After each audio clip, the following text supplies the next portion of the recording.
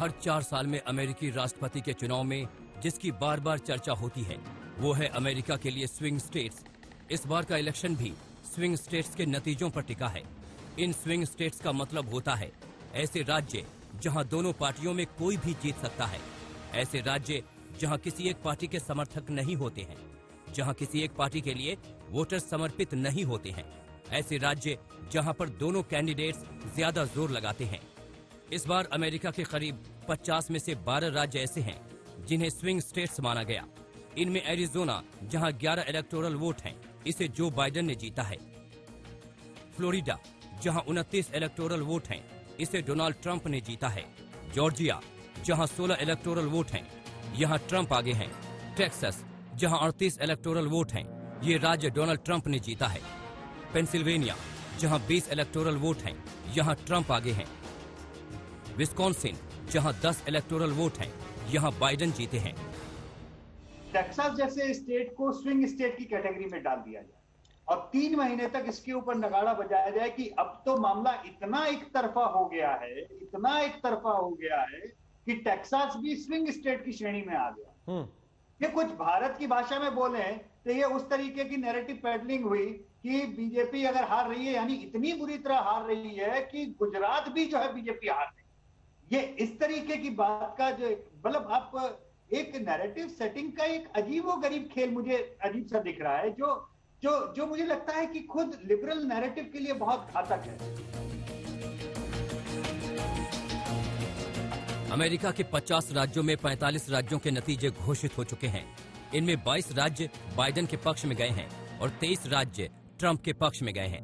America में कांटे की टक्कर अब खास तौर पर 4 राज्यों में सिमट गई है और यहीं से फैसला होगा। इनमें Nevada, north Carolina, Georgia, Michigan और पेंसिल्वेनिया शामिल हैं। डोनाल्ड ट्रंप को चुनाव जीतने के लिए 54 इलेक्टोरल वोट और चाहिए और उन्हें पेंसिल्वेनिया समेत लगभग हर जगह क्लीन स्वीप करना होगा, जबकि बाइडेन को 6 इलेक्टोरल वोट चाहिए और वो नेवाडा जीतकर 270 के आंकड़े तक पहुंच सकते हैं। आज तक ब्यूरो। अमेरिका की सत्ता किसे हासिल होगी, ये सवाल भारत के लिए भी कम महत्वपूर्ण नहीं। दरअसल ट्रंप होंगे या फिर बाइडेन, भारत की इस पर नजर टिकी हुई है। आइए अब आपको ये दिखाते हैं कि ट्रंप और बाइडेन की नीतियां भारत के लिए कब और कैसे फायदेमंद या फिर नुकसानदेह रही हैं।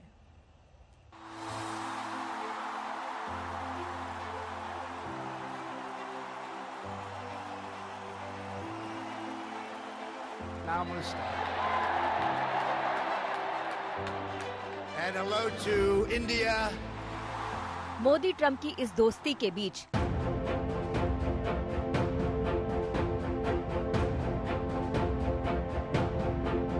मोदी ट्रंप की इस जुगलबंदी के बीच भारत के लिए तो बड़ा सवाल यही है कि बाइडेन जीते तो क्या होगा और ट्रंप की वापसी हुई तो रिश्ते क्या होंगे। India does very well with the United States. For many years they've been taking advantage of the United States on trade. कूटनीतिक रिश्ते की पिच पर ट्रंप ऐसी गुगली पहले भी फेंकते रहे। कभी वो भारत को लेकर सख्त हो जाते तो कभी मोदी से उनकी दोस्ती की ऐसी तस्वीरें आती कि लगता कि अमेरिका का सबसे अजीज दोस्त भारत ही है। ट्रंप सरकार के कुछ ऐलान पूरी तरह से भारत विरोधी भी रहे हैं।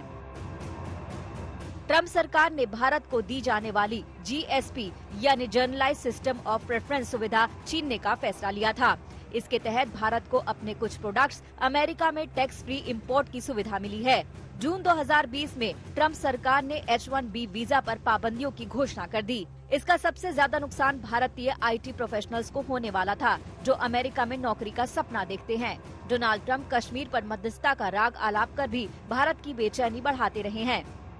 I was sitting there and I heard a very aggressive statement yesterday from India, from the Prime Minister, and I will say it was very well received within the within the room. The statement itself, that was a big room, there were 59,000 people. Trump सरकार को भी भारत पिछले 4 वर्षों में आजमा कर देख चुका है, लेकिन सवाल ये है कि जो बाइडेन अगर जीतते हैं तो भारत के मुद्दों पर कैसे रिएक्ट करेंगे, क्योंकि जो बाइडेन भारत में नागरिकता संशोधन कानून और नागरिकता रजिस्टर का विरोध कर चुके हैं। जम्मू कश्मीर में अनुच्छेद 370 हटाने को लेकर भी उन्होंने अपना विरोध दर्ज करवाया था। हालांकि तस्वीर का दूसरा पहलू ये भी है कि बाइडेन ही थे जिनके प्रयासों से भारत अमेरिका परमाणु समझौते पर हस्ताक्षर हुए थे। और सबसे बड़ी बात ये है कि चीन से जितना ट्रंप का 36 का आंकड़ा रहा है, कुछ वैसा ही चीन के बारे में बाइडेन भी सोचते हैं।